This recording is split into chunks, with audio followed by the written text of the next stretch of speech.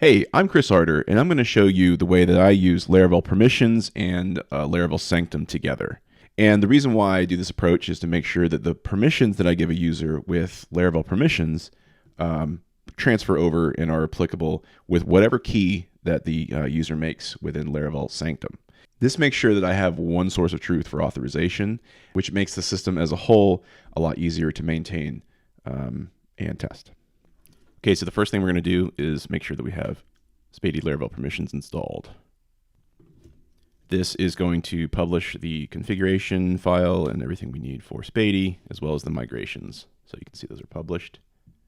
And it also suggests to run a good cache clear before we do it.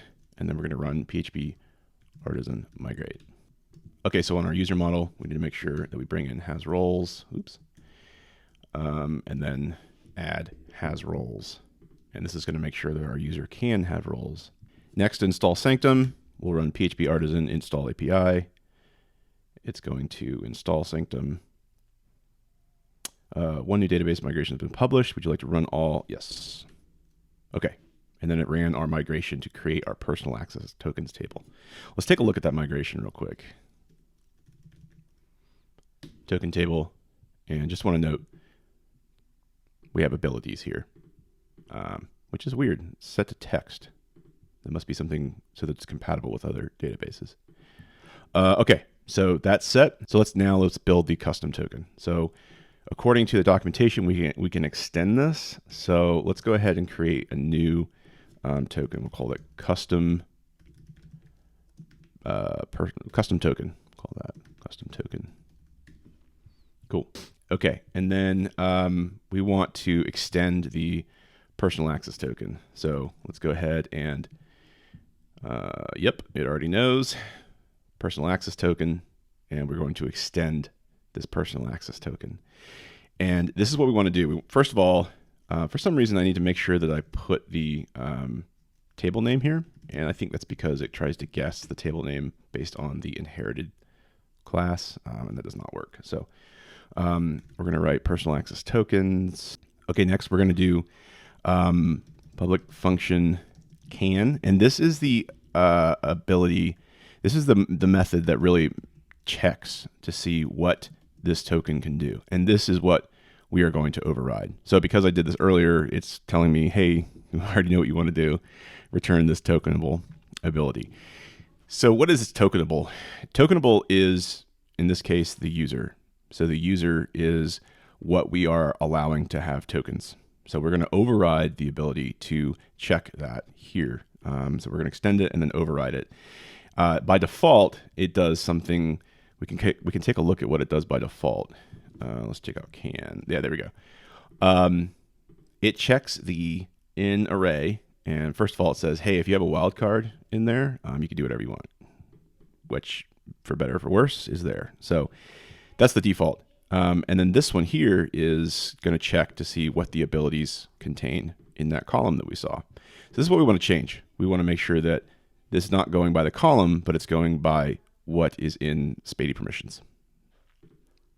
So our custom token overrides that, and we are set here. The next thing we want to do is tell Sanctum to use this instead of Sanctum personal access token. So let's go ahead and do that. We can just go to the app service provider, and then here it is Sanctum use personal access token custom token. All right, let's bring in those namespaces. Boom. All right. So now we have Sanctum. We're telling it to use this personal access token, and it's going to be a custom token class.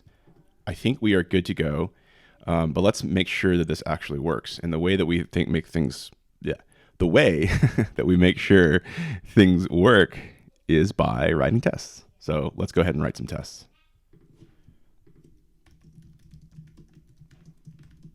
All right, I'm just going to call it auth test for now.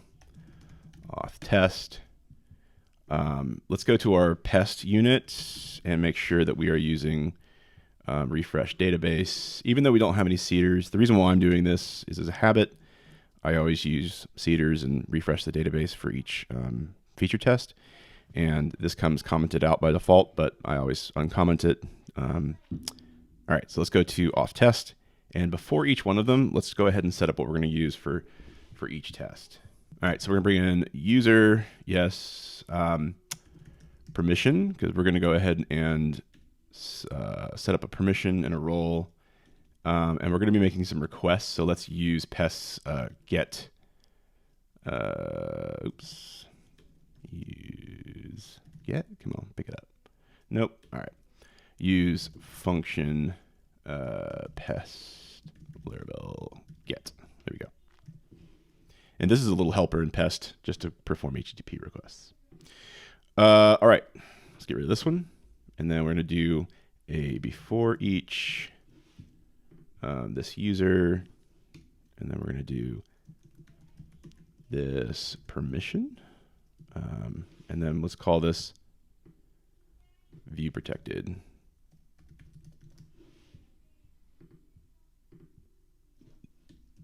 This role admin. And then we're going to give this permission to this admin. And then the user, no, we don't want to do that because we need to do that in tests. Okay, so this is our kind of common ground setup for each test. We want to have a user, we want to have a permission that's attached to a role, and then we want to attach the permission to the role. So that's what each one of these lines does. Now let's set up some routes for this thing to hit first of all. Okay, so let's go to web, which this supports. This is not Sanctum. This is just a regular web guard, which the middleware for Spatie supports out of the box. So this is just our web app, and we're going to make a protected route. Route get protected. And in the middleware here, we're going to do auth. I kind of like this syntax there. Okay. So it's going to make sure that, first of all, we're authenticated and that we have the ability to view protected. Next, we are going to, oh, it came with an API. Why did this one come with an API? Okay. So we've got an API route here. We are going to do route get protected. And that's going to be auth sanctum. But here's the kicker. We're using the same ability here. So this is the whole point of this, is so that we maintain one authorization system. So same permission, and we're going to go ahead and set those two routes up. Let's give them names just to make sure it's clean. And first of all, let's make sure that a user can hit an unprotected route, which is the home. So let's just do sort of a baseline test. User can, unauthenticated user can view homepage. Okay, that just means let's get the homepage. It's 200. Cool. Cannot view a protected page. That's a great negative test there. Okay, so we've got route protected, assert status 403. Let's go ahead and run these just to make sure that at a base level we are looking good. So PHP artisan test. Cool. All right. So we still have where's auth test? Did we not do auth test?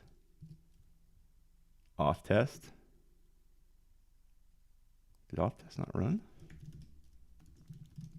PHP artisan test. Ah, there we go. Login not defined. That's okay. Okay, I think I need to just define a route for login. Login, view login.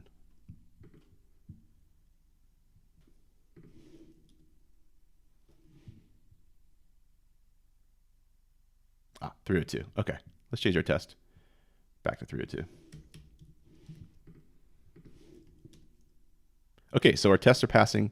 We are asserting that we've got an unauthenticated user can see the homepage. These are sort of our baseline smoke tests. Make sure everything's wired up correctly. Next, we're going to do some stuff specific to the token. So test authenticated user can view a protected page. This acting as, which we can bring in, acting as a set, let's see here, this user. Now, this user does not have a permission. So let's go ahead and say this user assign role, this role. So this means it is an admin, and the admin has the ability to view protected. So let's see if this passes. Perfect. Okay. Now that passes. We are going to test the API level now. Test authenticated user can access API protected page. Should be endpoint. Okay, this user, now we're going to create a token, plain text token.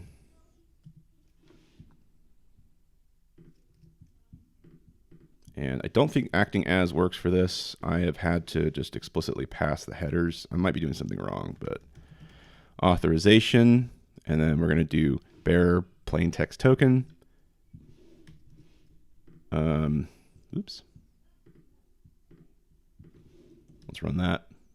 Okay, we get a failure. What are we getting the failure for? Undefined method create. Oh, here I am. You know what? We forgot to put our user. Okay, and then on the user, we need to do has API tokens. There we go. Now this will work. Let's go back to auth test. Let's run this thing. All right, still failing. That's okay. API.protected. We didn't name our routes. Let's go to API. API dot. We got the answer to our question. Is it prefixed automatically? It is not. So let's see if that works. 2 failed. Oh, here we go. Name protected. That'll at least solve one of them, I think. There we go. Okay, next we're going to do a negative test. We're going to do test unauthenticated user cannot access API protected endpoint. No, not unauthenticated. Unauthorized. There we go. Unauthorized user. That means they don't have the authorization to do the action. So we're going to assert that that's 403. And then we are going to, yes, create an anonymous user. And then we are going to attach a token to that user. And then we are going to try and get an API route that is protected. There we go. Okay, so there you have it. You've got Spatie roles and permissions installed. It's working with Laravel Sanctum, and the Sanctum key respects the permissions from the tokenable model, which in this case is the user. So if you like Laravel, if you like more advanced topics in Laravel, you can follow me on Blue Sky at arter.dev. You can visit my website, arter.dev, and I'm Chris Arter. Nice to meet you.